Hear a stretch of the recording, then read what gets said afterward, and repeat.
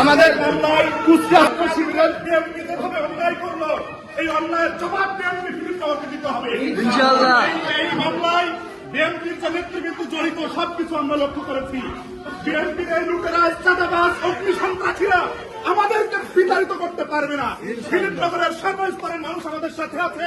আগামী নির্বাচনে ফিলিপনগরের সর্বস্তরের মানুষ আমার সাথে থেকে ভূমিকা পালন করবে ইনশাআল্লাহ। ফিলিপনগরের মানুষ অতি দ্রুত আপনাদের সাথে সাক্ষাৎ হবে। আপনাদের সাক্ষাতের মধ্য দিয়ে আপনাদের হৃদয়ের মানুষ আমি খাজা আহমেদ আপনাদের কাছে এসে উপস্থিত হবো ইনশাআল্লাহ। আপনারা ভয় পাবেন না। যেমনি ভাবে রোজা রেখেছেন, যেমনি ভাবে সদকা করেছেন, যেমনি ভাবে দান করেছেন, তেমনি ভাবে আপনাদের সন্তান খাজা আহমেদের জন্য দান করবেন। এই বিএনপি নামক লুটের রাস্তা এই বাংলাদেশ থেকে নিঃশ্বাসিত হয়ে যাবে ইনশাআল্লাহ।